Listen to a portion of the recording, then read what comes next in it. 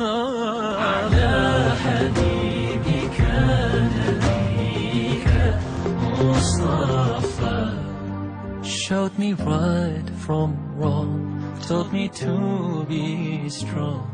Need you more than ever, Ya Rasulullah.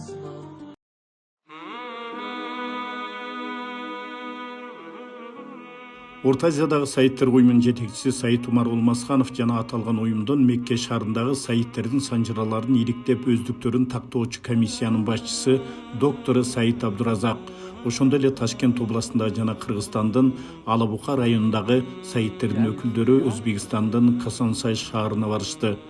Алардын максаты Накшбанди Саид Ахмад ибн Жалалиддин Касани же Махтуми Азамдын кабырын зыярат кылуу болду. Эң алды менен аларды тосуп алган жергиликтүү өкүлдөр бул багыттагы кене маалыматтар менен тааныштыруу үчүн Косонсай тарыхый музейине алып киришип баяндама жасап беришти. Muhammed sallallahu aleyhi ve sellem'e avlu dediler. Bana şecere verilgen bir yerde Said Cemaluddin Hoca, Said Kamaluddin Hoca, Said Burhanuddin Kılıç hatta babaları Farg'ona davlati podshosi bo'lgan. Hozirda bu kishining qabrlari Samarqandda O'zganda. Said Burhanuddin Hojaning qabrlari mana bu sandiq mozorda. O'zgan Qozog'iston yo O'zgan Qirg'iziston? Qirg'iziston. Said Cemaluddin Hoca otalari qabri şeyden 500 metr pastda. Mana o'zlari mana shu yerda tavallud topganlar. Bu kishi Naqshbandiya tariqatining davomchilaridan sifatida. Assalomu alaykum. Assalomu alaykum. Assalomu alaykum. Çok salom.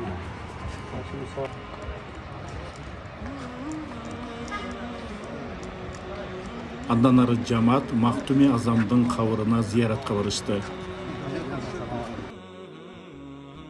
Айта кетсек, Махтуми Азам Мухаммед саллаллаху алейхи ва саллям пайгамбарыбыздын түз урпагы. Алы 1461 жылы Фергана өрөөнүндөгү Касан шаарында туулган. Жаш кезинде Ташкенттеги атактуу медреседе окуп, Орта Азиядагы Накшбандинин көрүнүктүү өкүлү Хожа Ахрардын муриди болгон. Ал өлгөндөн кийин Маулана Мухаммад Казынын шакирти, кийинчерээк Накшбандилердин устаты болгон. Өз доорунун көптөгөн атактуу адамдары, анын ичинде өкүмдарлар Махтуми Азамды өздөрүнүн руханий насаатчысы катары эсептешкен. Алардын арасында Амир Тимурдун урпагы, акын жана башкаруучу Захириддин Мухаммед Бабур болгон. Тарихи Рашидиде Бабур менен Махтуми Азамдын байланыштары тууралуу маалыматтар бар. Махтуми Азам Бабур жөнүндө Рисалай Бабурия чыгармасын жазган. Хожа Махтуми Азамдын жазуулары жана эскерүүлөрүнүн арасында суфизм маанилүү орунду ээлейт. Мындан тышкары Махтуми Азам фарс, тажик тилинде философия, геология, укук жаатында 30дан ашык эмгек жазган. Алардын айрымдары Мажмуар Расоил деген ат менен бириккен. بسم الله الرحمن الرحيم. الحمد لله والصلاة والسلام على سيدنا محمد وآله الطيبين الطاهرين. هذا الضريح الشريف للسيد الشريف سيد جلال الدين ابن سيد جمال الدين الكاساني الحسيني الشريف أبو السيد أحمد مخدوم أعظم الحسين الذي قبره في سمرقند في قرية دهبيد بين سمرقند وبخارى. السيد جلال الدين ابن جمال الدين الكاساني هذا قبره. سلسلة نسبه آباؤه أجداده يذهب إلى السيد موسى المبرقع قبره في قم.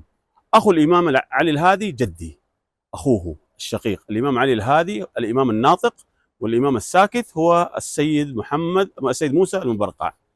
أبوهما الإمام محمد الجواد النقي التقي. أبوهم الإمام علي بن موسى الرضا. أبوهم الإمام موسى الكاظم.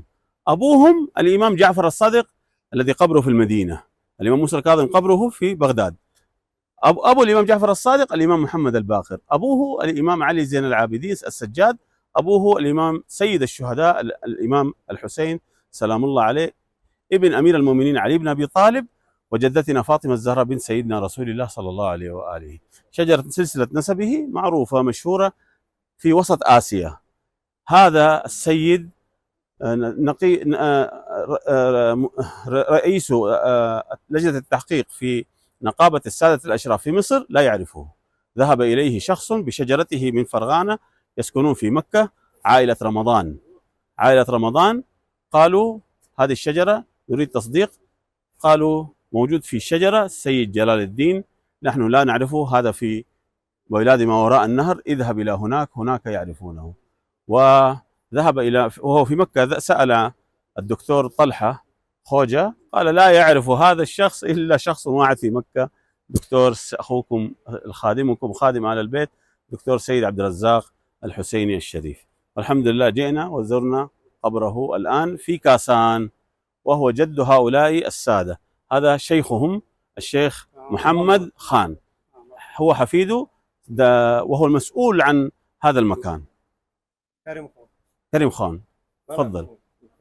وانا كريم خان، بو محمد خان، بو كريم خان. هذا الشيخ هذا المسؤول عن هذا المكان، هم يسكنون هنا، فهؤلاء هم الأصل، أصل عائلة مخدوم أعظم الحسيني وجلال الدين في هذا المكان. هذا قبر آباء السيد أحمد مخدوم أعظم الحسيني، آباؤه وأجداده قبورهم كلهم في هذا المكان.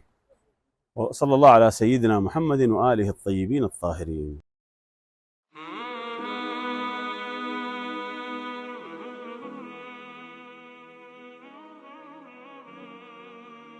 Bir vaqtlar Maxdum Azam otalari Said Jaloliddin bobomiz shu arab davlatidan kelib, shu yerlarda qo'nib qolgan.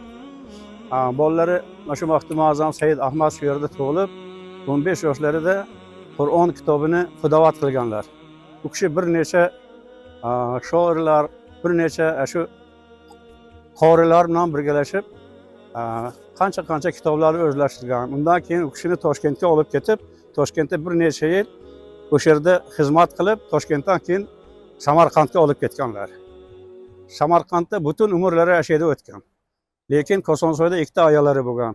Bittasi Qashqarda, bittasi Dahbetda, ikkitasi Kosonsoyda bo'lgan. Bu kishini 5 o'g'illari bo'lgan Kosonsoyda. Shu o'g'illardan avlodlari biz bo'lamiz, mana bular bo'ladilar. Shu mana shu yerlar hammasi qabriston bo'lgan. Mana bu qabristonni mana shu yerda bir kichkina imorat bo'lgan, o'sha imoratning ichida mana Shayx Jaloliddin bobomiz qabrlari bo'lgan. Keyinchalik buni Samarqanddan bir necha kishilar shu yerni bir obod qilamiz deb kelganda, Ikromxon aka Najmiddinov viloyat hokimi bo'lgan u kishi, buni hammasini biz o'zimiz qilamiz deb Namangandan bir necha ustalar olib kelib, bu yerlarni buzib, mana shular turgan yerimiz hammasi qabriston bo'lgan. Bu yerlarni buzib, keyin yangitdan qilib, mana shularni tekislab, keyin mana shu qabrni ko'tarib yerdan ko'tarib mana shuga qilingan. Said Jaloliddin bobomiz 1462-yilda tug'ilib, 1541-yilda o'tganlar, 81 yosh umr ko'rganlar. Bu kishini avlodlari butun yer yuzida bor. Bu kishini maqbaralari ayniqsa ana shu yerda bo'lgan. Bu kishini maqbaralari mana shu maktabning ichida bo'lishi kerak. Ularning o'ylari mana shu yerda bo'lgan. Lekin shu masjidga yaqinroq qilsak, ziyoratchilar kelsa shu yerda bir dam olib, shu kishini ziyorat qilib, bu kishini duo qilib ketadi deb o'sha yaqinroq o'sha tomonga nima qurganlar. Bu kishining avlodlari Kosonsoyda ko'p. Ulardan bittalari biz, mana akamlar, Akramxon akam,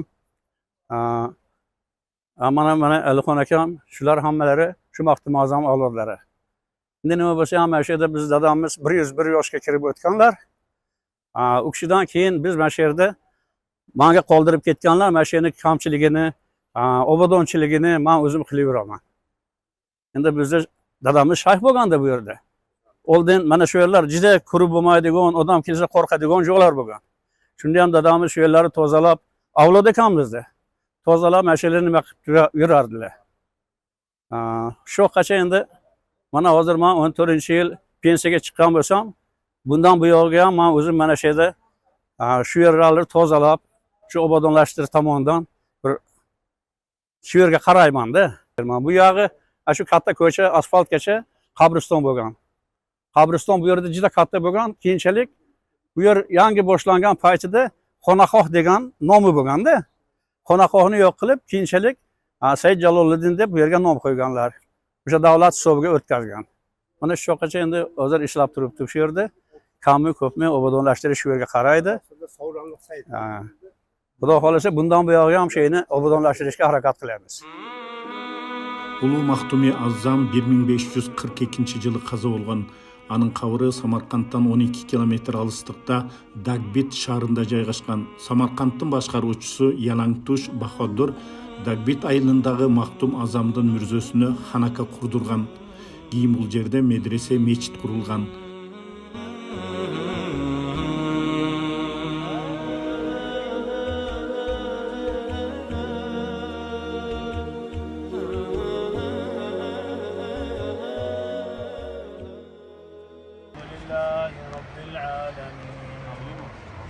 الرحمن الرحيم مالك يوم الدين إياك نعبد وإياك نستعين اهدنا الصراط المستقيم صراط الذين أنعمت عليهم غير المغضوب عليهم ولا الضالين.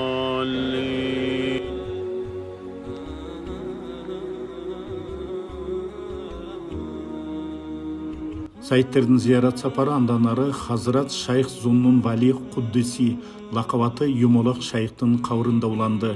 Алы пайгамбарыбыздын түз урпагы жана ошол кездеги олиялардын башчысы болгон.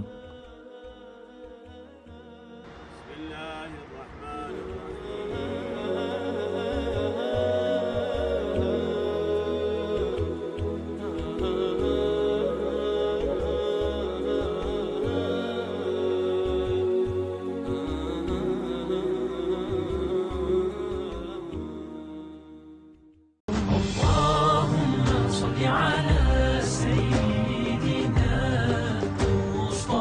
مصطفى على حبيبك نبيك مصطفى. Showed me right.